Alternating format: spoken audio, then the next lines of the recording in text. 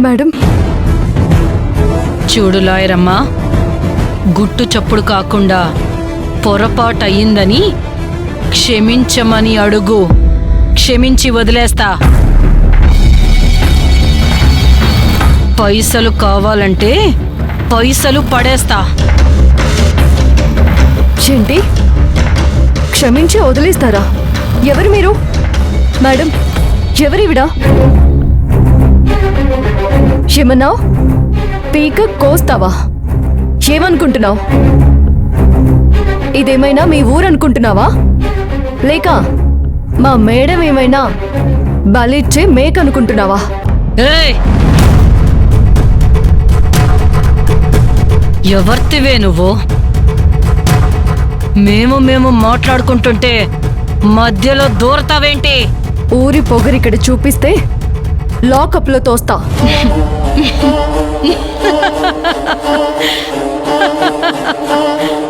Politicians కి, పోలీసులకి ఈ దాక్షాయిని అస్సలు భయపడదు. నీకు పోలీసులంటే ఏంటో చూపిస్తా. ఖచ్చితంగా భయపడతావు. ఏంటే వాగుతున్నావు? ఇక్కడే ఊరేస్తా. ఇంకా చాలా ఆపండి. ఇంకొక్క మాట మాట్లాడితే బాగుండదు. ఏంటి, నాకు శిక్షలు మాత్రమే తెలుసు, మీకు శిక్షలు తెలుసా? కానీ మీకు ఆ శిక్షల గురించి తెలియవు కదా. అవే శిక్షలతో కొడతా.